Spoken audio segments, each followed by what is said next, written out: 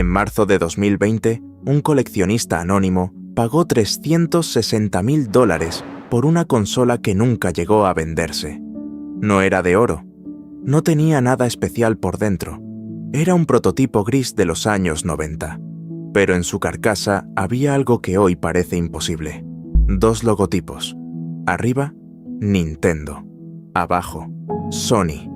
Porque la consola que hoy conocemos como PlayStation no iba a ser de Sony. Iba a ser de Nintendo. ¿Cómo acaba un proyecto conjunto de Nintendo y Sony convertido en la traición más famosa de la historia de los videojuegos? ¿Y cómo creó esa traición al rival que acabaría destronando a Nintendo? Esta es la historia de una humillación que duró 24 horas y de una venganza que tardó una década en completarse.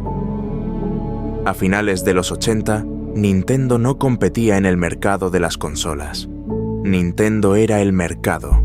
9 de cada 10 consolas vendidas en el mundo llevaban su nombre. Y aquí entra el protagonista de esta historia, un ingeniero de Sony llamado Ken Kutaragi. Todo empezó en su propia casa, una tarde cualquiera. Vio a su hija jugando con una consola de Nintendo. Donde el resto de Sony veía un juguete, él vio el futuro del entretenimiento y ya no pudo pensar en otra cosa. El problema, trabajaba en la empresa equivocada. Para Sony, los videojuegos eran un negocio menor, casi vergonzoso. Así que Kutaragi hizo algo impensable en la cultura corporativa japonesa. Trabajó en secreto. Diseñó un chip de sonido para la Super Nintendo sin permiso de sus jefes. Aquello podía costarle la carrera. Y estuvo a punto. Cuando lo descubrieron, varios directivos quisieron despedirlo. Solo un hombre lo defendió. Norio Oga, el presidente de Sony. Gracias a ese chip, Sony y Nintendo empezaron a colaborar. En 1988 firmaron un contrato para desarrollar juntos una Super Nintendo con lector de CD. Su nombre en clave, PlayStation. Nadie imaginaba que aquel contrato llevaba una bomba dentro. Porque la letra pequeña decía que Sony controlaría el formato CD. Cada juego en disco pasaría por sus manos y por su caja registradora. Al frente de Nintendo estaba Hiroshi Yamauchi, más de 4 décadas dirigiendo la compañía con mano de hierro, sin haber jugado a un videojuego en su vida.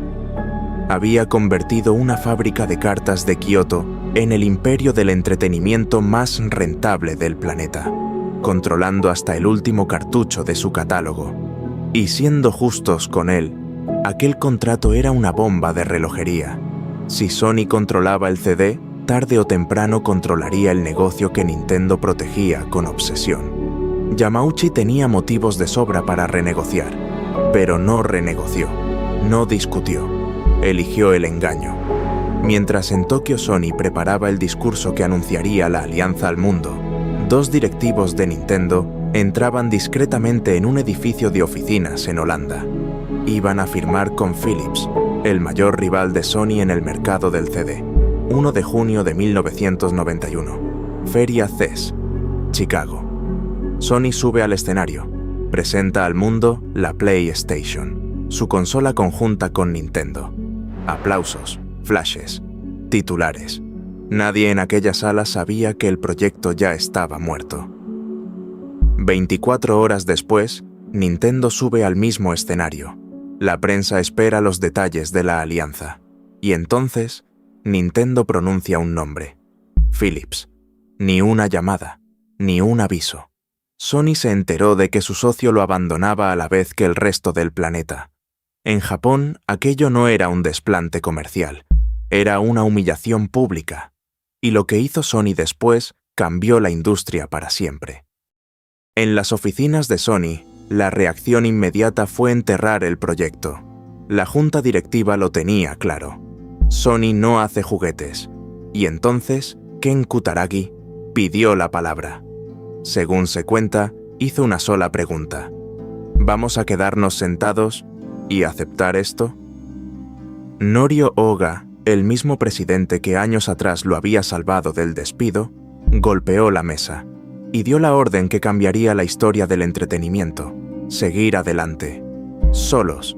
Aquella decisión no nació de un plan de negocio, nació de la rabia. Durante 3 años el equipo de Kutaragi trabajó casi en el exilio, refugiado en Sony Music, la única división que creyó en ellos, con media compañía esperando verlos fracasar. El proyecto conservó, letra por letra, el nombre que Nintendo había despreciado: PlayStation. Por cierto, si te gustan estas historias, suscribirte es gratis y nos ayuda más de lo que parece. El 3 de diciembre de 1994, la PlayStation llegó a las tiendas de Japón. Meses después, en su estreno americano, Sony remató con una de las presentaciones más cortas de la historia. Su ejecutivo subió al escenario, dijo $299 y se bajó, $100 más barata que su rival directa. Nintendo cometió entonces su segundo error: mantener los cartuchos en su siguiente consola. Más rápidos, sí, pero más caros y más pequeños que un CD. Los grandes estudios hicieron cuentas. 1 a 1 se marcharon con Sony. Incluso Squaresoft, el socio histórico de Nintendo, se llevó Final Fantasy VII, el juego más esperado de la década, a PlayStation. Las cifras no admiten discusión. La primera PlayStation vendió más de 100 millones de consolas. La Nintendo 64, poco más de 30. ¿Y Philips? Su consola fue uno de los mayores fracasos de la historia del sector. Hoy, PlayStation acumula más de 500 millones de consolas vendidas y es uno de los negocios más rentables de Sony. Nintendo intentó proteger su negocio, lo consiguió, pero al hacerlo, creó al único rival capaz de destronarla, y por eso aquel prototipo gris vale $360.000. No por el plástico, ni por la electrónica de los 90 que lleva dentro. Vale porque es el momento exacto, congelado en una carcasa, en el que Nintendo fabricó, sin querer, a su peor enemigo. ¿Tú qué crees? ¿Habría existido la PlayStation si Nintendo hubiera cumplido aquel contrato? Te leo en los comentarios, y si has llegado hasta aquí, ya sabes dónde está el botón de suscribirse.